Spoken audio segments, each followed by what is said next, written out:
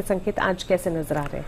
Good morning Mansi. और खराब संकेत आते हुए दिख रहे हैं। वैसे कि अमेरिकी बाजार बंद थे तो एक ट्रिगर कोई नहीं था बाजारों के लिए कि इतना नेगेटिव रिएक्शन दे, बट उसके सामने आपको एक नेगेटिव रिएक्शन इसलिए आते हुए दिख रहा है क्योंकि कोरोना का एक नया वेरिएंट हमारे सामने आया है।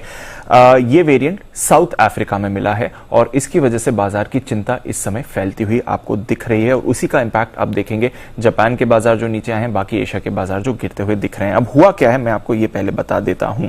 साउथ अफ्रीका में ये एक नया वेरिएंट मिला है। इस वेरिएंट के बारे में फिलहाल कुछ ज्यादा जानकारी अवेलेबल नहीं है, बट जितना अभी तक पता चल रहा है ये बॉडी के इम्यून सिस्टम को अटैक करता है और बॉडी का जो इम्यून सिस्टम है इससे लड़ने में ज्यादा प्रभावी नहीं पाया जा रहा है। तो यहां से एक डर आपको सामने मिलते हुए दिख रहा है कि इसका इलाज किस तरह से किया जाएगा।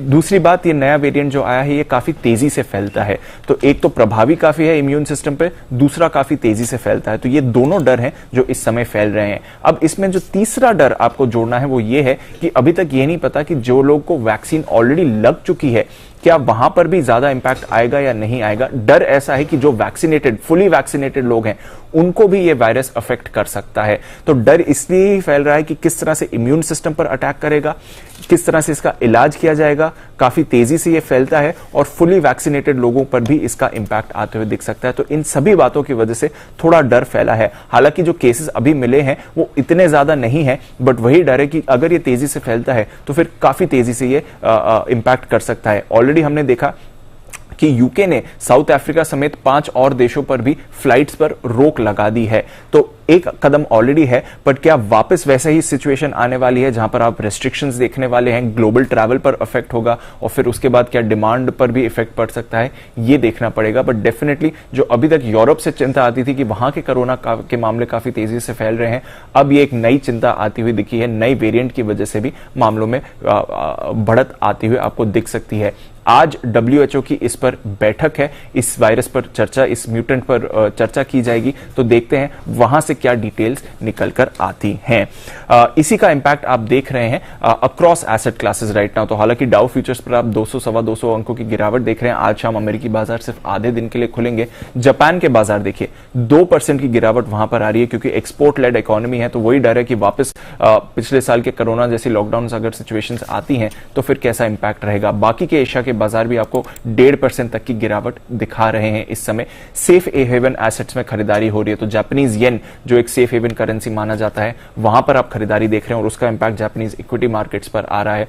उसके सामने आप देख रहे हैं कि गोल्ड में भी एक थोड़ा सा रिबाउंड आते हुए दिखा है। तो डर फैला हुआ है इस नए वेरिएंट की वजह से। अब देखना पड़ेगा, मामले उतने नहीं मिले हैं, शायद एक तरह का ओवर रिएक्शन भी हो सकता है, बट क्योंकि इस वेरिएंट के बारे में बहुत कम डिटेल्स अवेलेबल है तो इसलिए बाजार इस समय एक शार्प रिएक्शन दिखा रहा है। शायद आगे समझ जाए, पर डेफिनेटली डिटेल्स का इंतजार रहेगा। के चलते आती हुई दिख रही है, कितना ज्यादा सीरियस है ये और क्या आगे और ज्यादा, आप जिस तरह से कह रहे हैं कि फिलहाल सिर्फ एक शार्प रिएक्शन दिख रहा है, क्या आगे चलकर भी विदेशी बाजार का इसका इंपैक्ट आज के दिन में एटलीस्ट दिख सकता है? दिख सकता है। तो यूजुअली हमने देखा है कि जब भी कोरोना की चिंता सबसे पहले सामने आती है एक ओवर रिएक्शन बाजार की तरफ से आता है क्योंकि जो केसेस अभी मिले हैं वो उतने ज्यादा नहीं है, बट जो केसेस सामने आए हैं वो काफी सीरियस हैं। तो इसलिए ये डर है कि अगर ये तेजी से फैलना शुरू हो जाता है तो फिर क्या इंपैक्ट आएगा। अभी हुआ नहीं है ऐसा, WHO की तरफ से कोई एडवाइजरी नहीं आई है अभी तक क्योंकि इस वायरस के बारे में बहुत कम डिटेल्स अवेलेबल हैं। तो क्योंकि डिटेल्स ज्यादा अवेलेबल नहीं है और डर है कि ये काफी तेजी से फैल सकता है और जो फुली वैक्सीनेटेड लोग हैं उन्हें भी इंपैक्ट कर सकता है,